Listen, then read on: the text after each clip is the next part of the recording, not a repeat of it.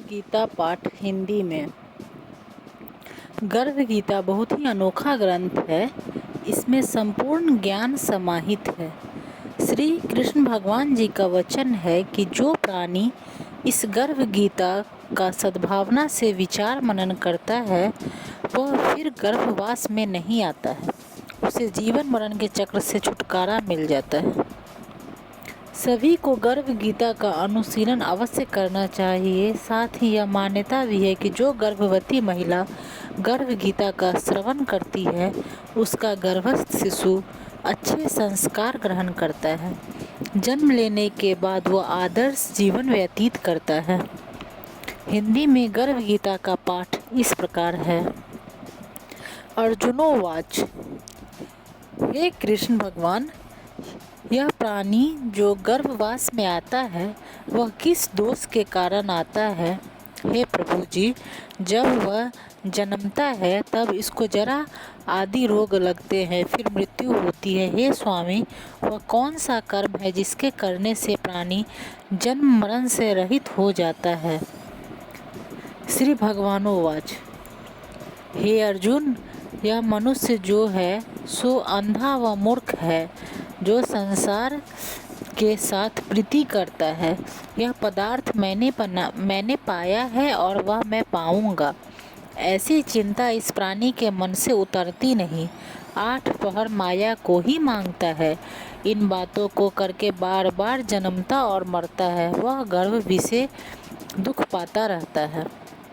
अर्जुनोवाच, हे श्री कृष्ण भगवान, यह मन मद मस्त हाथी की भांति है। कृष्णा इसकी शक्ति है। यह मन तो 5 इंद्रियों के वश में है, काम, क्रोध, लोभ, मोह और अहंकार। इन पांचों में अहंकार बहुत बली है। सो कौन यल है जिससे मन वश में हो जाए? श्री भगवानोवाच, हे अर्जुन, यह मन निश्चय ही हाथी की भांति है। तृष्णा इसकी शक्ति है। मन 5 इंद्रियों के वश में है, अहंकार इनमें श्रेष्ठ है।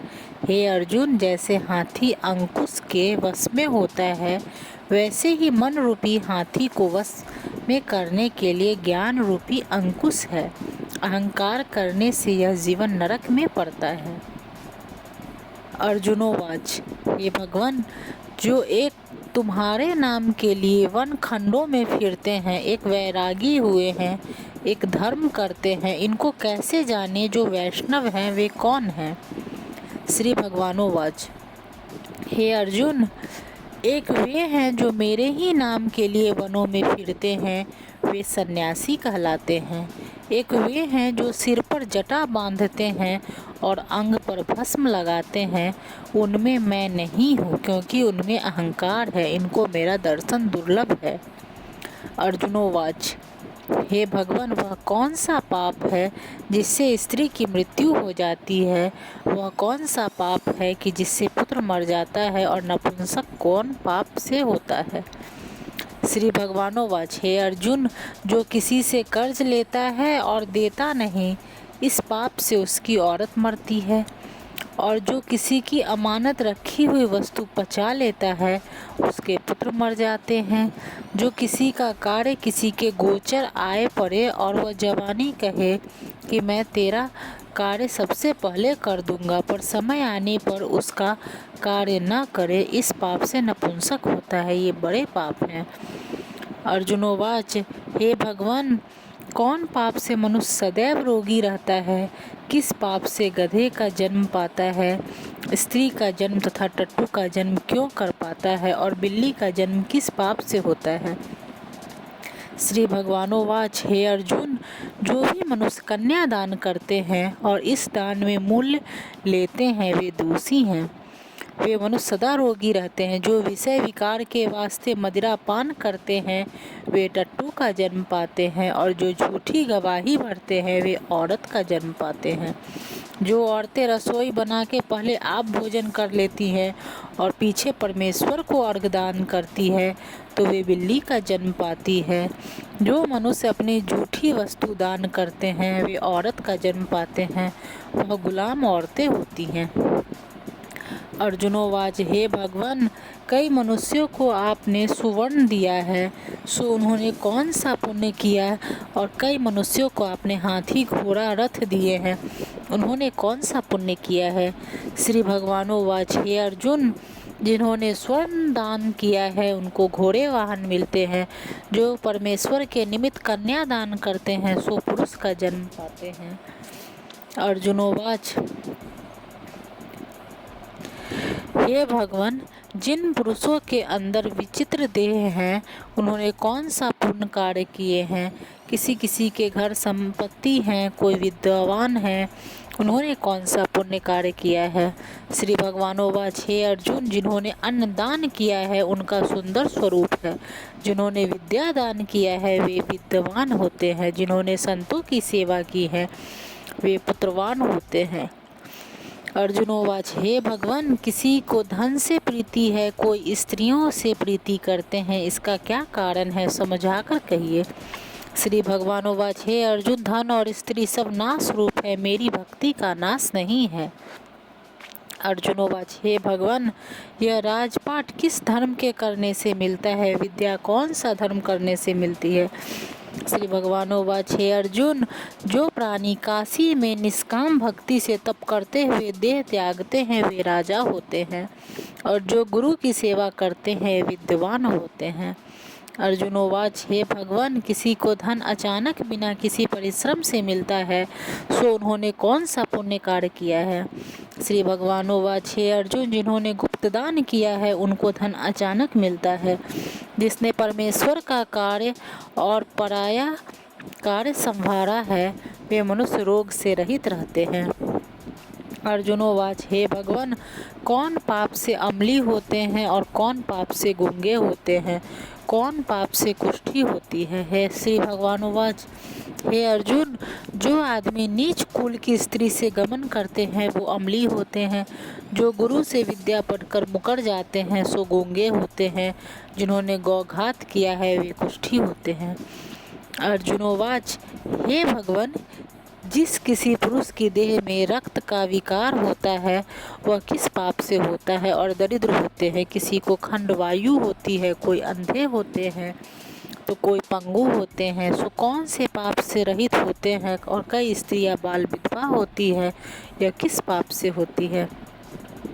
श्री भगवानोवाच हे अर्जुन, जो सदा क्रोधवान रहते हैं उन्हें रक्त विकार होता है, जो मलिन रहते हैं वे सदा दरिद्री होते हैं, जो कुकर्मी ब्राह्मण को दान देते हैं उनको खंडवायु होती है, जो पराई स्त्री को नंगी देखते हैं, गुरु की पत्नी को कुदृष्टि से देखते हैं सो अंधे होते हैं, जिसने गुरु और ब्राह्मण को लात मारी है वे लंगड़ा व पंगु होता है, जो औरत अपने पति को छोड़कर पराये पुरुषों से संग करती है सो वह बाल विधवा होती है।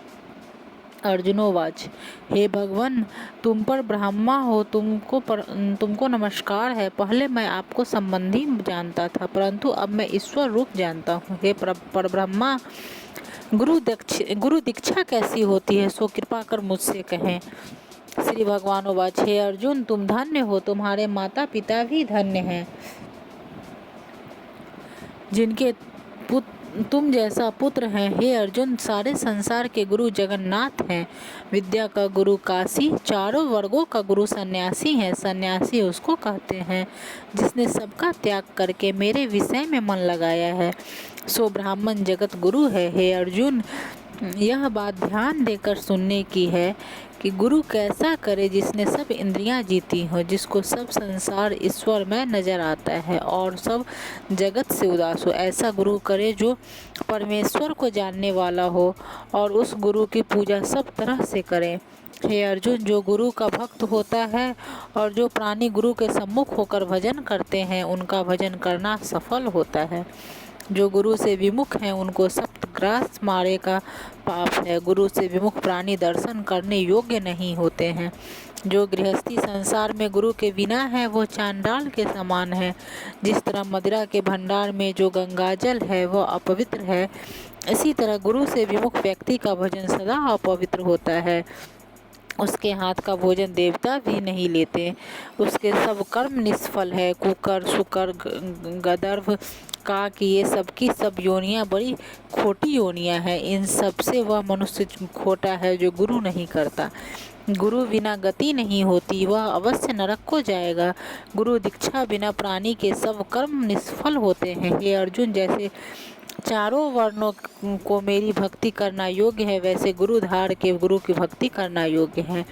जैसे गंगा नदियों में उत्तम है, सब व्रतों में एकादशी का व्रत श्रेष्ठ है, वैसे ही हे अर्जुन शुभ कर्मों में गुरु सेवा उत्तम है। गुरु दीक्षा बिना प्राणी पशु योनि पाता है। जो धर्म भी करता है सो पशु योनि में वह फल भोगता है, वह 84 योनियों में भ्रमण करता रहता है।